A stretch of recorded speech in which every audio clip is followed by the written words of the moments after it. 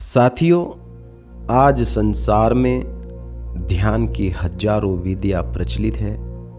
विश्व के लगभग हर देश में ध्यान सिखाने वाले गुरु हैं। बड़े बड़े आश्रम हैं, ध्यान के केंद्र हैं और करोड़ों लोग प्रतिदिन ध्यान का अभ्यास करते हैं। कहा जाता है कि संसार में 3000 से भी अधिक ध्यान पद्धतियां हैं। फिर भी एक प्रश्न आज भी वैसा ही खड़ा है जैसे सदियों पहले था। यदि ध्यान इतना व्यापक है तो फिर इतने कम लोग उस अंतिम शांति, उस परम मौन और उस दिव्य अनुभव तक क्यों पहुंच पाते हैं जिसकी चर्चा ऋषियों और संतों ने की है। क्या ध्यान करने वाले लोग प्रयास कम करते हैं? क्या ध्यान की विधियों में कोई कमी है या फिर ऐसा कोई रहस्य है जो अधिकांश साधकों से छिपा रह जाता है? शायद समस्या ध्यान में नहीं बल्कि उस दिशा में है जहां हमारा मन अभी भी बाहर की ओर भाग रहा है। जब तक मन संसार की ओर बहता रहेगा तब तक भीतर का द्वार कैसे खुलेगा? आज हम उसी प्राचीन रहस्य को समझने का प्रयास करेंगे जिसे अनेक संतों ने संकेतों में कहा, पर जिसे बहुत कम लोगों ने अनुभव के स्तर पर जाना। यदि आज आप कुछ समय के लिए इस यात्रा में पूरे मन से जुड़े रहे तो संभव है कि आपके भीतर एक ऐसा मार्ग खुलने लगे जिसे आपने पहले कभी अनुभव नहीं किया होगा। लेकिन उस मार्ग तक पहुंचने से पहले एक तैयारी आवश्यक है। भीतर जाने से पहले बाहर जाने वाले सभी मार्गों को कुछ समय के लिए शांत करना होगा। यही कारण है कि संतों ने पहले 9 द्वारों को बंद करने की बात कही और उसके बाद 10वें द्वार की ओर बढ़ने का संकेत दिया। जरा अपने शरीर को ध्यान से देखिए। यह शरीर केवल मांस और हड्डियों का बना हुआ ढांचा नहीं है। यह एक नगर है और इस नगर के 9 द्वार हैं। इन्हीं 9 द्वारों से संसार हर क्षण आपके भीतर प्रवेश करता है। 2 आंखें जिनसे दृश्य भीतर आते हैं, 2 कान जिनसे अनगिनत ध्वनियां भीतर उतरती है, 2 नासिका के छिद्र जिनसे गंध और प्राण का स्पर्श होता है, एक मुख जिससे स्वाद, शब्द और अनेक इच्छाएं जन्म लेती है और नीचे के 2 द्वार जिनसे शरीर अपने भोग और आवश्यकताओं को पूरा करता है। यही वे 9 द्वार हैं जिनसे मन हर क्षण बाहर की दुनिया में भटकता रहता है। सोचिए, जब आंखें खुली होती है तो मन दृश्य पकड़ता है, जब कान सुनते हैं तो मन ध्वनियों के पीछे दौड़ता है, जब नाक किसी सुगंध या दुर्गंध को ग्रहण करती है तो मन प्रतिक्रिया करता है, जब जीभ स्वाद लेती है तो इच्छाएं जागती है और जब शरीर भोग में पड़ता है तो चेतना और भी बाहर फैल जाती है। यही कारण है कि मन कभी स्थिर नहीं हो पाता, क्योंकि उसके सामने हर पल बाहर जाने के असंख्य रास्ते खुले रहते हैं। साथियों, आज का अभ्यास किसी अंग को बलपूर्वक रोकना नहीं है, आंखों को दबाना नहीं, कानों को बंद करना नहीं, श्वास को रोकना नहीं। इन द्वारों को बंद करने का अर्थ है कुछ समय के लिए उनसे आने वाले संसार के आकर्षण से स्वयं को अलग कर देना। आंखें बंद हो पर भीतर देखने की जागरूकता जागे, कान खुले हो पर ध्वनियां आपको अपने साथ न ले जाए।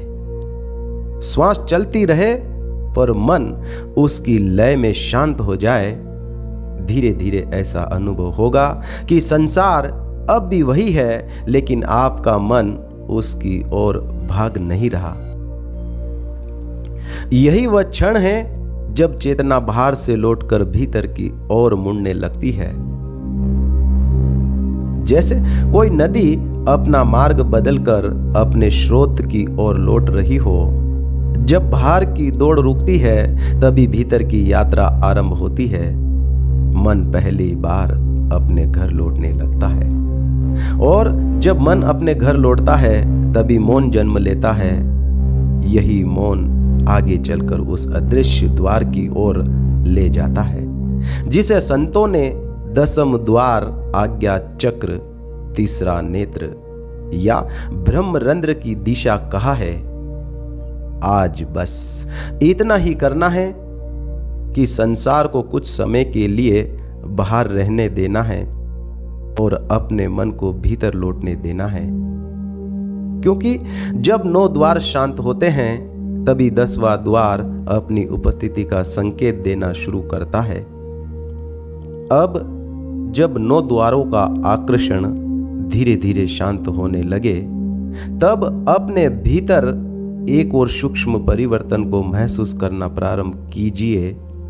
ऐसा अनुभव होगा मानो आपका मन, जो अभी तक संसार की अनगिनत दिशाओं में भटक रहा था, अब धीरे धीरे सिमट कर एक ही स्थान पर आने लगा है।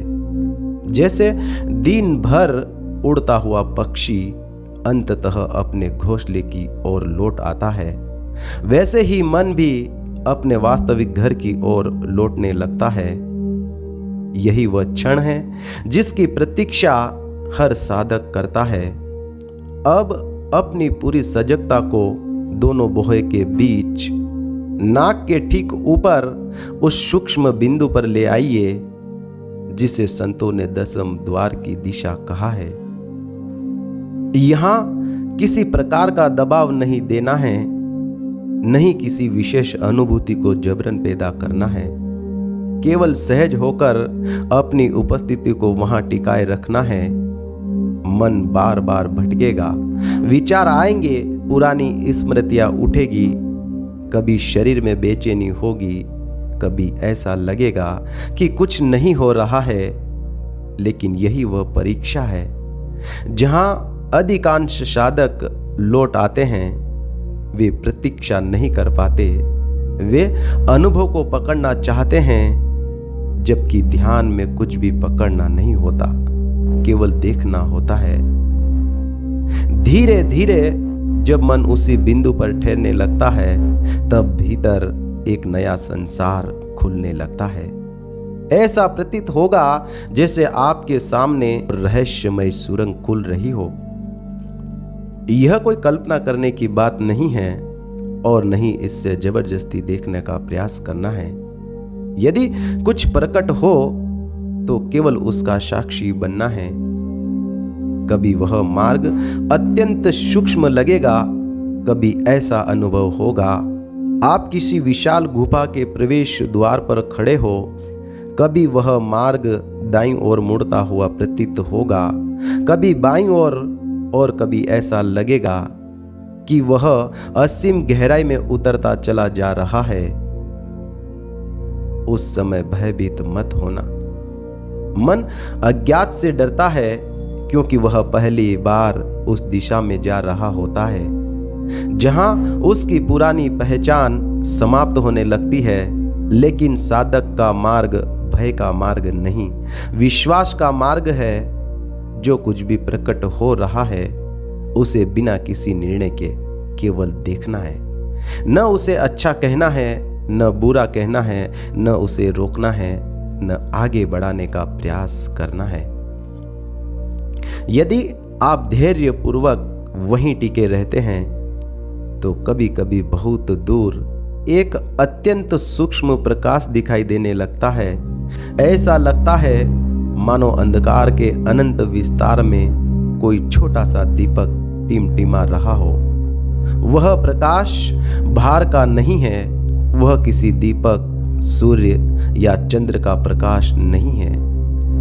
संतों ने कहा है कि वह चेतना का अपना प्रकाश है जो सदैव भीतर विद्यमान रहता है, लेकिन मन की चंचलता के कारण दिखाई नहीं देता। याद रखिए, इस अवस्था में सबसे बड़ी भूल कल्पना करना है। यदि आप अपने मन से चित्र बनाने लगे, किसी देवता का रूप गढ़ने लगे, किसी विशेष दृश्य की अपेक्षा करने लगे, तो आप फिर मन की दुनिया में लौट जाएंगे। ध्यान का मार्ग कल्पना का नहीं, अनुभव का मार्ग है। यहाँ जो प्रकट होगा उसे उसी रूप में स्वीकार करना है। यदि कुछ भी न दिखाई दे तब भी शांत रहना है। यदि केवल अंधकार दिखाई दे तब भी उसे प्रेम से देखना है। यदि कोई मौन हो तो उसी मौन में ठहर जाना है। धीरे धीरे आप अनुभव करेंगे कि देखने वाला और देखा जाने वाला दोनों के बीच की दूरी कम होने लगी है।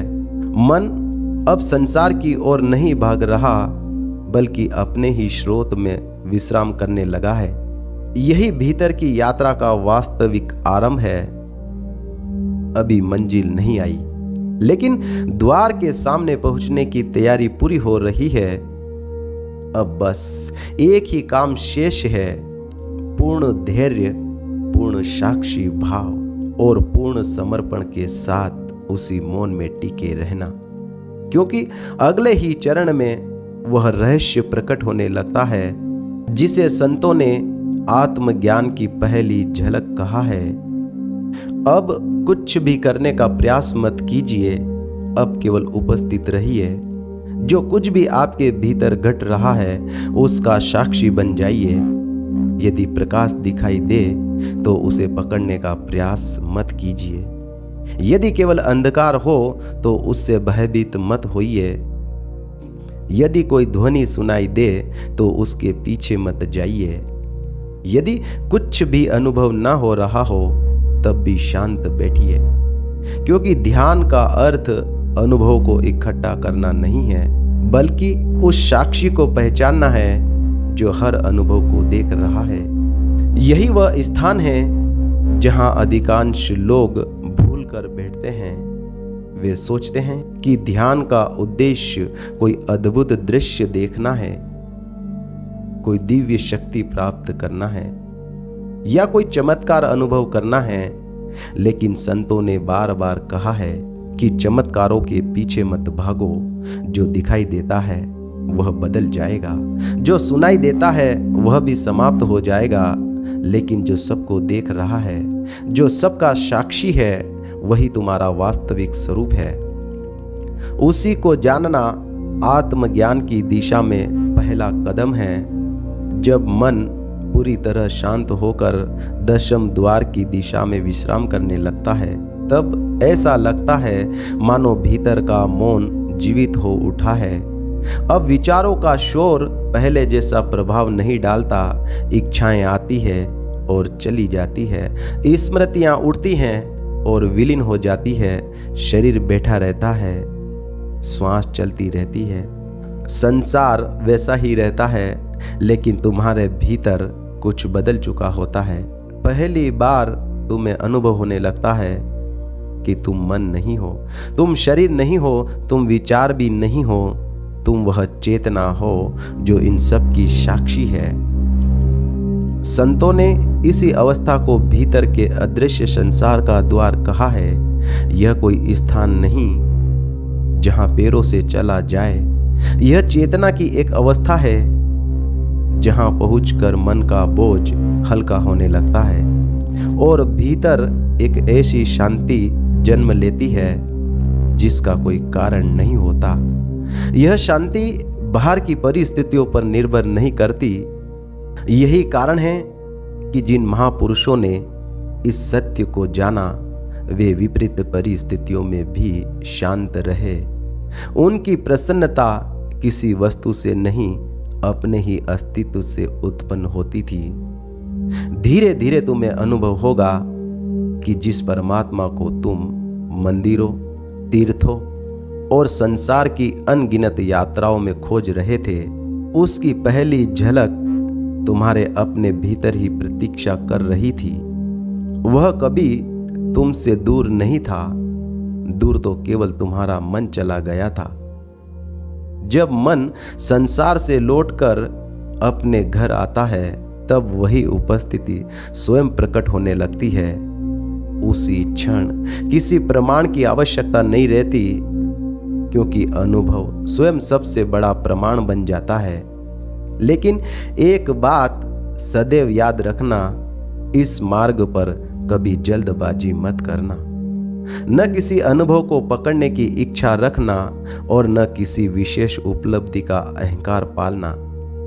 प्रत्येक ध्यान एक नई शुरुआत है।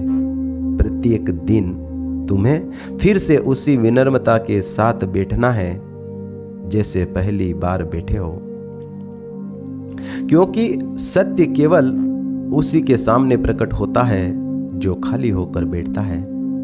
तो आज जब भी ध्यान पर बैठो तो पहले 9 द्वारों के आकर्षण को शांत होने दो, फिर अपने मन को दोनों भुवों के मध्य उस सूक्ष्म केंद्र पर विश्राम करने दो।